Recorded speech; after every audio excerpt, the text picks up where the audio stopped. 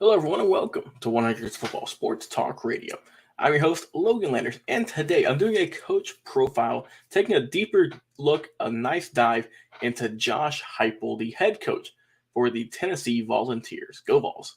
So, if you enjoy this video or this episode of the podcast today, please like, comment, share, and subscribe. We go live each and every single week on Facebook and YouTube. We have clips of all of our shows on Instagram, and check out our brand new LinkedIn page for another way to connect with us. Once again, like I said, check out the podcast available every single day, pretty much. Apple Podcasts, Spotify, iTunes, iHeartRadio, or anywhere there's a podcast. You can find us over there. Over 900 episodes and over 1,000 plus on Facebook and YouTube. We have history specials, draft prospects, legends interviews, anything and everything football related. You can pretty much find it on the channel. We've covered every team. We've covered a lot of games, a lot of players, a lot of coaches. And we're talking about Josh Heupel today. So let's get into it. Is he the right man for this team? Now, he's been here for just one season, just for the Vols last year in 2021. Had an impressive record overall as a team in his first season. Not too bad overall, 7-6, 4-4 in the SEC. Got to a bowl game. Unfortunately, they lost the Music City Bowl to the Purdue Boilermakers in a very close game. Lost in overtime, 48-45. So looking at the season, taking a quick look back, in their first 6 games, they went 4-2 with losses to Pittsburgh with Kenny Pickett, and then a loss to number 11 ranked Florida at the time.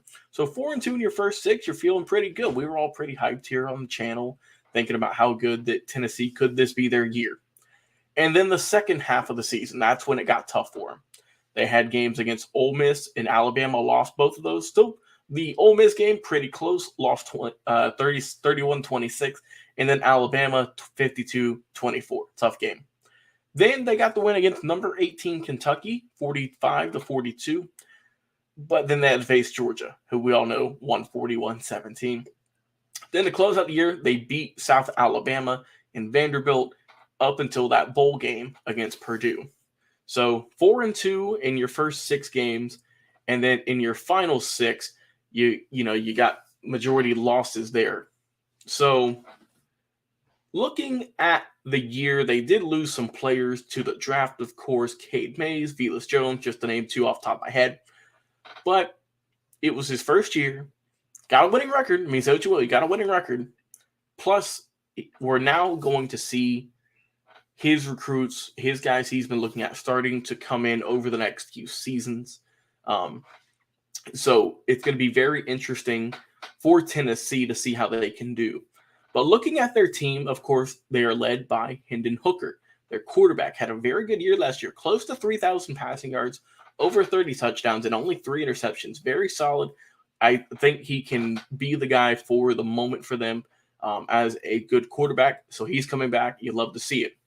Running back, they did lose Tion Evans. They also lost T. Hodge and D. Beckwith. So they're going to be rocking with Jabari Small, it looks like, who ran for close to 800 yards last year and 9 touchdowns, with Jalen Wright being his backup, 4 touchdowns for a little bit over 400 yards. So they're going to go with that. They were the backfield late in the season anyways, so nothing too crazy. So they are having their first 2, their quarterbacks, their running backs, still in good shape. As for the wide receivers, like I mentioned, Velus Jones is gone.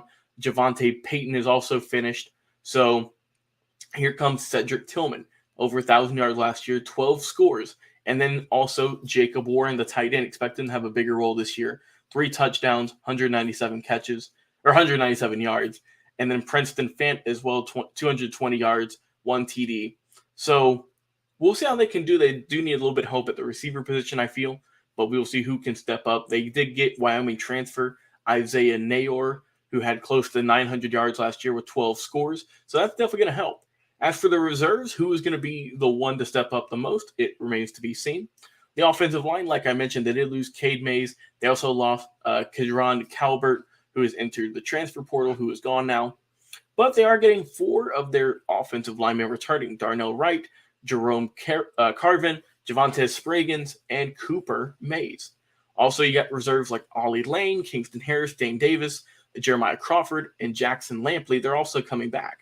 So you're getting a good crop of your offensive linebacker, which is crucial, especially in the SEC against some of the best defenders in the world. You got to have a good offensive line. So the Cade Mays one's hurt, but hey, he was good for a long time. You got to hope that these 4 returning starters and your backup, whichever one you choose to fill in, will be worth it this year, and they can really help you out. For the defensive line, they lost Matthew Butler, Blakely, Caleb Tremblay also. But you also have Omari Thomas, Elijah Simmons coming back. You have Byron Young, who had 11.5 tackles for loss last year, and Tyler Barron, who had 7.5 tackles for loss, coming back, and well as Roman Harrison for some depth pieces.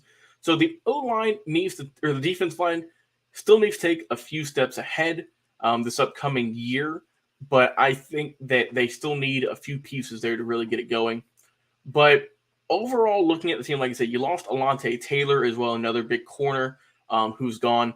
You have Warren Burrell who's coming in, and you also have transfers Kamal Hayden and Brandon Turnage.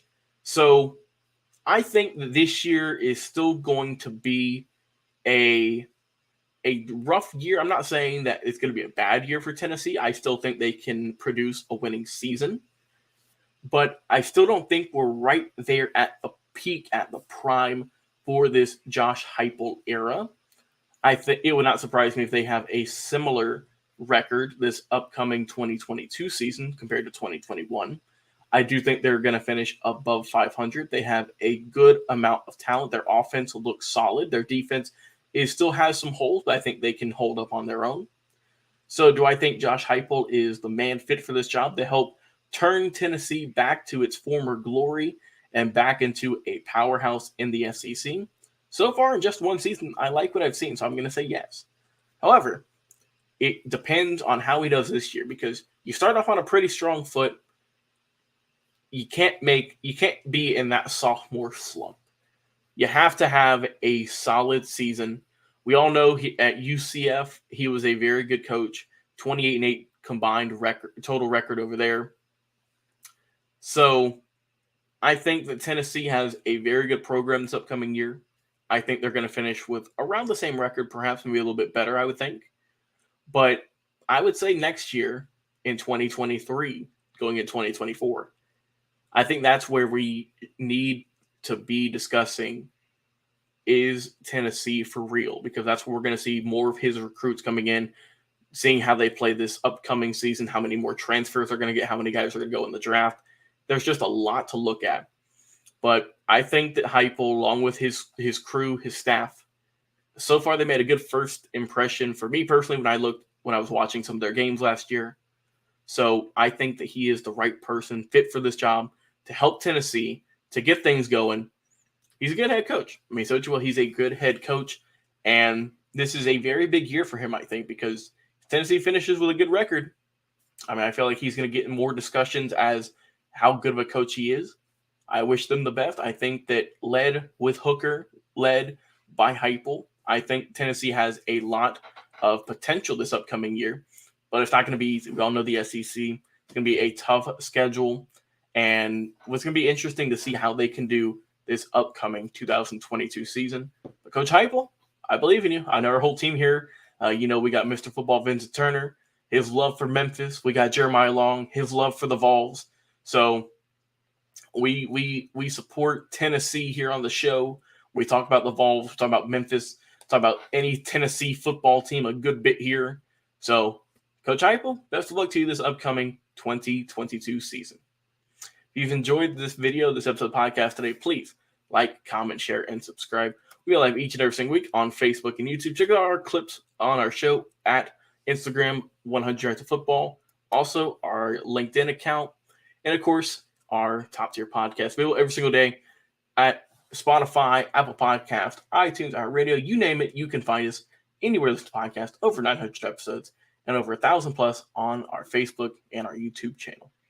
Like I said, I've been your host today, Logan Landers. Have a tremendous day, everyone, and we will talk to you again on another live episode of 100 Yards of Football Sports Talk.